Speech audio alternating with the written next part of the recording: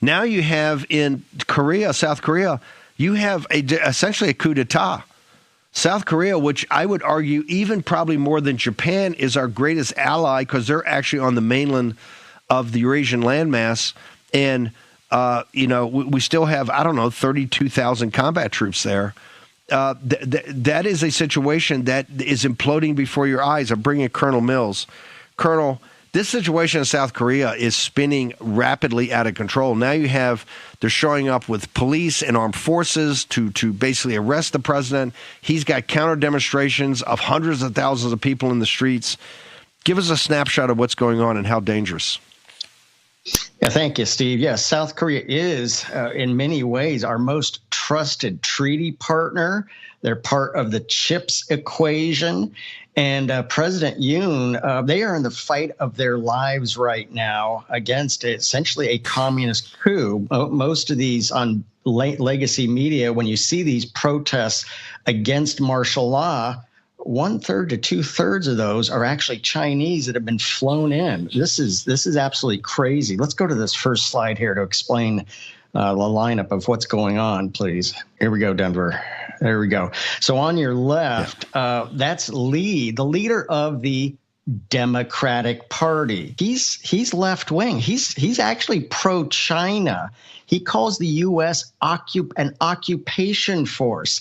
He says, now he was just convicted of malfeasance. This is why you're seeing everything going on. He was convicted of malfeasance, and that means he potentially can't even run for president, which he wants the presidency. He's a hardcore left-winger, pro-China. He wants U.S. forces out, calls us an occupation force, wants the THAAD missiles out, and works very closely. Now, to the right, that first green oval, that's President Yoon. He declared martial law on December 3rd and 4th. Well, why was that? Now, martial law has a very bad history and background in South Korea, so everybody's gut reaction was, okay, this is bad. And it was in many ways bad, but he did that strategically so that he could launch a raid on the National Election Commission to seize evidence of actually Chinese election interference. That was the whole reason, because legally that's the only way he could do it, to raid the National Election Commission.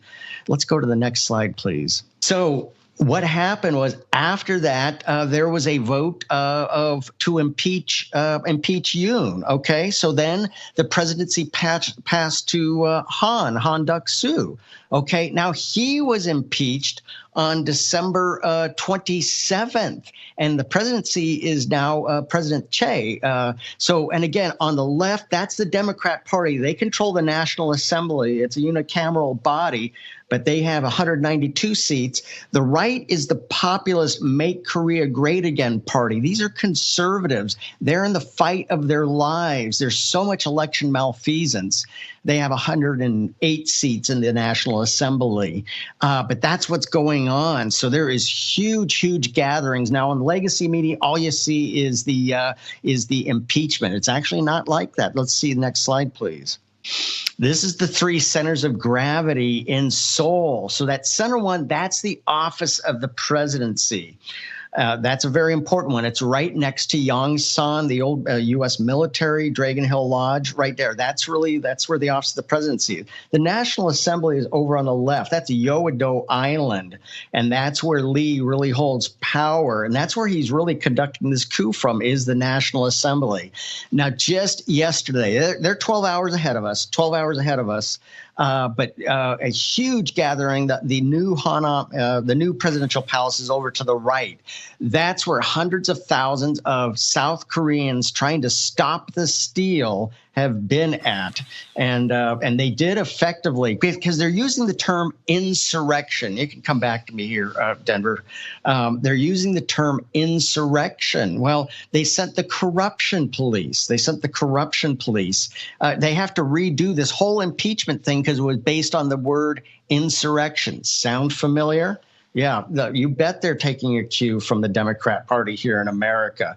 So this is the fight of their lives, and this is potentially buckles the whole right wing of the deterrence against China, and that's exactly why. So also, Yoon is actually really building bridges with Japan. There's a lot of hard feelings still from the Second World War. Totally understand that. That's not totally resolved, but he's reaching out to Japan. However, Lee is extremely anti-Japan and wants to break up that alliance. That's also what China is concerned about. So most of what's going on right now, this is a Chinese malign influence attempting to topple South Korea and really make it a enclave of China. So, Steve, this is so concerning and dangerous.